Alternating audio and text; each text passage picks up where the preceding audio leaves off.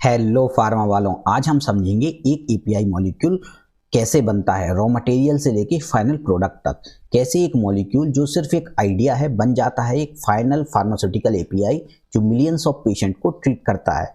ये एक 12 step life cycle है। हर स्टेप क्रिटिकल है, हर स्टेप रेगुलेटेड है। और सबसे इंटरेस्टिंग बात, इस पूरे प्रोसेस में 40 plus different job roles involve होते हैं। तो चलिए शुरू करते हैं इस फैसिनेटिंग जर्नी को कंसेप्ट से रिलीज तक। सबसे पहला स्टेप होता है पोर्टफोलियो सिलेक्शन एंड फीजिबिलिटी। सब कुछ यहाँ से शुरू होता है। कंपनी डिसाइड करती है कौन सा एपीआई डेवलप करें। 3 फैक्टर देखते हैं। फर्स्ट, मार्केट असेसमेंट, मतलब मॉलिक्यूल का डिमांड कितना है एंड कंपटीशन क्या है। सेकंड, मॉलिक्यूल सिलेक्शन, क्या केमिस्ट्री फिजिबल है, कोई पेटेंट इशू तो नहीं है। थर्ड, टेक्निकल फिजिबिलिटी, क्या हम ये मॉलिक्यूल बना सकते हैं, क्या कंपनी के पास वो इंस्ट्रूमेंट अवेलेबल हैं। फोर्थ, कमर्शियल वायबिलिटी, बनने के बाद प्रॉफिट मार्जिन क्या होंगे इस मॉलिक्यूल के। ये स्टेप बिजनेस डेवलपमेंट और आर&डी लीडरशिप ज्वाइंटली करते हैं। अगर यहाँ गलत डिसीजन लिया तो करोड़्स ऑफ का इन्वेस्टमेंट वेस्ट हो सकता है। स्टेप 2 में प्रोसेस डेवलपमेंट एंड ऑप्टिमाइजेशन होता है। अब एक्चुअल केमिस्ट्री का काम शुरू होता है। प्रोसेस आर&डी साइंटिस्ट लैब में डिफरेंट रूट ट्राई करते हैं, जैसे रूट स्काउटिंग, मतलब कौन से रिएक्शन यूज करें, क्योंकि एक मॉलिक्यूल को बनाने के कई सारे डिफरेंट रूट पॉसिबल हो सकते हैं। सेकंड, लैब स्केल सिंथेसिस, मतलब स्मॉल बैचेस में रिएक्शन ऑप्टिमाइज करते हैं। थर्ड, यील्ड इंप्रूवमेंट, मतलब कैसे मैक्सिमम प्रोडक्ट मिलेगा मिनिमम वेस्ट के साथ। Fourth, scale up strategy, lab से प्लांट तक कैसे ले जाएंगे इस प्रोसेस को। तो ये सारे प्रोसेस स्टेप 2 में इन्वॉल्व होते हैं। स्टेप 3 है polymorph screening and solid state development. API molecule कई सारे फॉर्म्स में अरेंज हो सकते हैं, जैसे हम पॉलीमॉर्फ कहते हैं। पॉलीमॉर्फ का मतलब होता है एक ही एपीआई मॉलिक्यूल के डिफरेंट क्रिस्टल फॉर्म।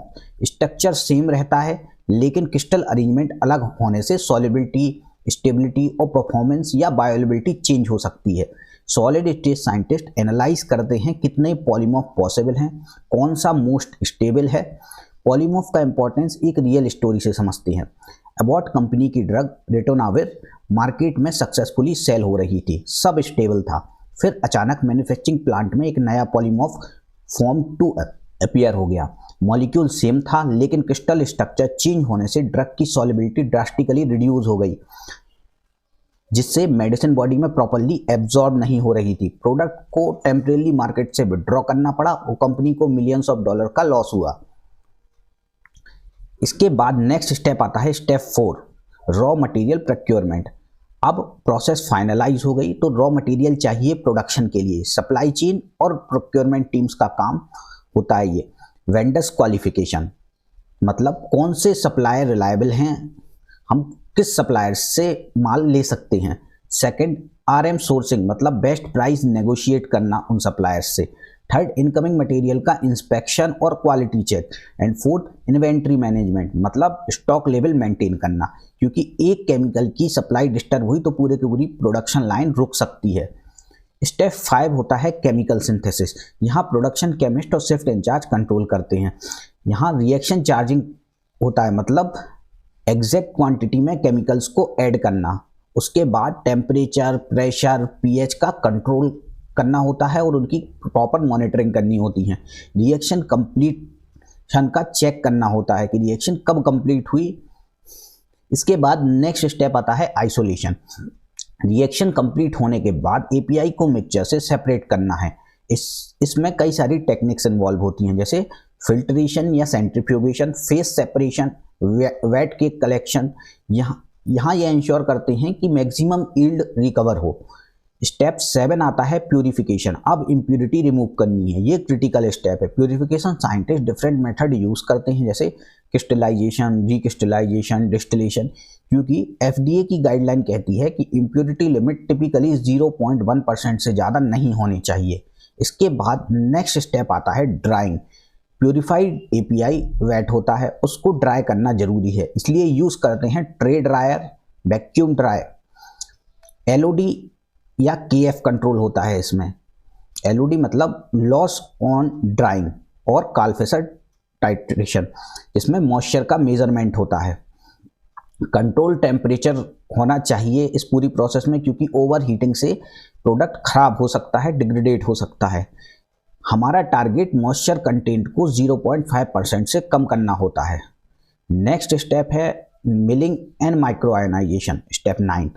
अब पार्टिकल साइज कंट्रोल करना है। प्रोडक्शन टीम इंश्योर करते हैं कि particle size reduction course powder से फाइन पाउडर में चेंज करें।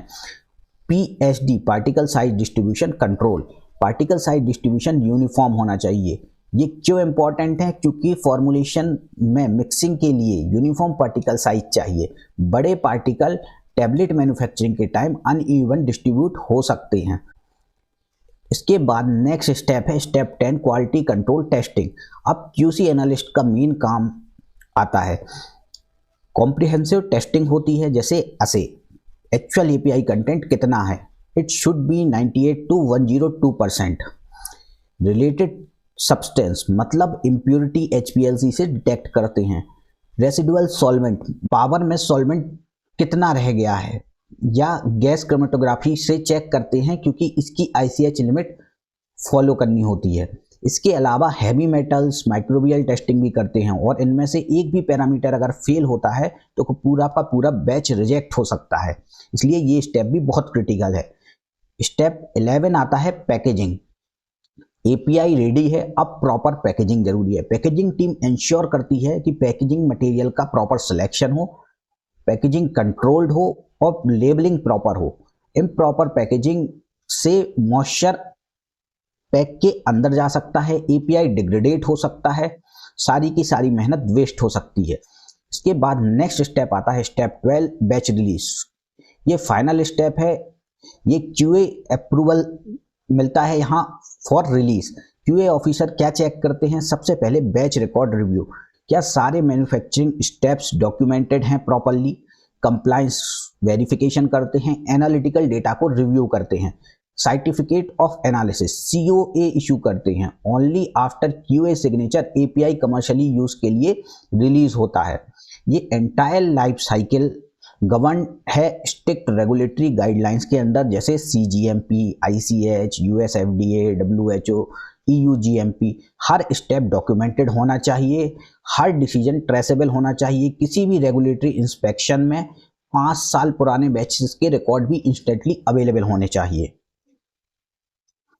हर स्टेप पर बहुत सारे डिपार्टमेंट इन्वॉल्व होते हैं, और उन डिपार्टमेंट में बहुत सारे जॉब रोल्स होते हैं जहां आप अपना कैरियर बना सकते हैं। हर स्टेप से रिलेटेड डिपार्टमेंट आप स्लाइड में देख सकते हो रिस्पेक्टिव स्टेप्स के सामने। नेक्स्ट वीडियो में हम डिपार्टमेंट को डिटेल में समझेंगे, वो क्या करता है, एलिजिबिलिटी क्या है, सैलरी कितनी है, वर्क लाइफ बैलेंस कैसा है वहां पर।